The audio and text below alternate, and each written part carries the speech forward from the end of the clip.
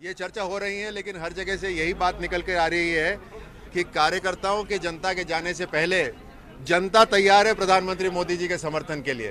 तो अभी ये बिल्कुल जो जो अभी तक राजनीति होती थी, जिस तरह से चुनाव लड़े जाते थे, वो पलट गए। पहले कार्यकर्ता जनता के पास जाते थे, उन्हें समझाते थे। आज सारे की सारी जनता कार्यकर्ताओं के पास आ रही है कि भाई हम तैयार हैं, हमसे वोट डलवाओ, ये चुनाव की डेट इतनी आगे, हम तो अभी से वोट डालना चाहते हैं। इस तरह का माहौल है बहुत ज़बरदस्त रूप से। और कारण उसका यही है कि ये जो धोखा पत्र जो इन्होंने निकाला आज जो 1-2 दिन पहले इन्होंने घोषणा करी, आप जो सब मिलकर जो बात करते थे कि भाई भाजपा, मोदी जी, मोदी सरकार ये मीडिया का मुंह बंद कर रही है, अब तो हम तो कुछ करते नहीं थे। आपको खुली आज़ादी थी, वो पूरे देश को खुली आज़ादी थी, चाहे झूठा बोलो, चाहे टेढ़ा बोलो, चाहे कुछ भी बोलो। अब ये कांग्रेस अपने धोखा पत्र में लेकर आ गई है कि मीडिया को किस तरह से उस पर अंकुश लगाए जाएंगे। तो अब आप सब सोच लो कि क्या होने वाला है। प्रेस काउंसिल ऑफ इंडिया का एक्ट बदली करना चाहते हैं, वो भी ये लिख के ले आए।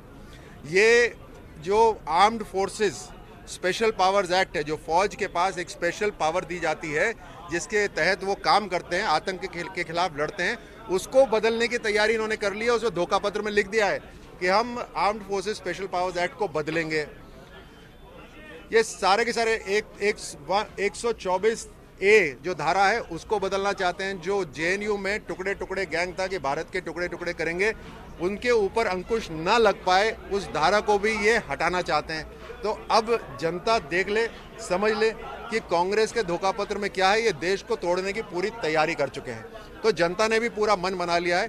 और कांग्रेस ने यह भी कह दिया कि 370 जो कश्मीर में लगा हुआ है, इसको कतई नहीं हम हटने देंगे। तो ये सब आप समझ लीजिए, जान लीजिए, और उसके बाद आप तय कर लीजिए। कृष्णा पुनिया को कांग्रेस ने उम्मीदवार बनाया है और वो काफी कॉन्फिडेंट लग रहे हैं कि कड़ी टक्कर दे पाएंगे। आपको क्या लगता है? हम तो इंतजार में थे राहुल गांधी के। राहुल गांधी आए, वो दूसरी सीट ढूंढ रहे थे, तो हमने कहा कि आइए राहुल गांधी जी आइए। कोई बात नहीं, वो बड़ी दूर जाकर केरल में जाके चुनाव लड़ रहे हैं। बाकी हमारी लड़ाई कांग्रेस की मानसिकता से है। ये देश को काटने की, तोड़ने की, विभाजन करने की, जातियों में बांटने की जो राजनीति है, हमारी लड़ाई ऐसी मानसिकता से है। मैं फौजी हूँ, 16 साल की उम्र में मैं सेना में चला गया था और बचपन से सेना में ही पैदा हुआ हूँ। तो मुझे जातियों में कोई बांट नहीं सकता। मैं इस पूरे देश का हूँ और देश का ही रहूंगा। सेना हमेशा देश की सेवा करती है और देश के लिए ही जीती और मरती है। सेना तो राज्यवर्धन राठौड़ ने, वो तो मैं आपको कह ही रहा हूं ना कि देश को सुरक्षित रखने का काम करती है सेना। उनको स्पेशल पावर देनी पड़ती है कि वो पुलिस का भी वहां पे काम कर सके और जो सैनिक हैं वो सुरक्षित रहे। कल को किसी को पकड़े, उसको पकड़ने की इजाजत होनी चाहिए। सेना को गोली चलाने की इजाजत होनी चाहिए। उसके लिए स्पेशल पावर्स दी जाती है। कांग्रेस ने अपने धोखा पत्र में लिख दिया कि हम ये स्पेशल पावर्स को हटा देंगे। अब आप सोचिए राजनीति कौन कर रहा है। धन्यवाद।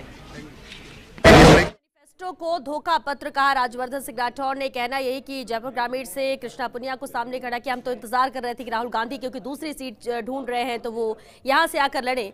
लेकिन आप समझिए कि मैनिफेस्टो में जो दिया गया है वो आगे भविष्य के लिए, देश के लिए क्या तस्वीर बदलेगा, ये कांग्रेस के घोषणा पत्र में है और इसलिए लोगों को सोच समझकर वोट करना है।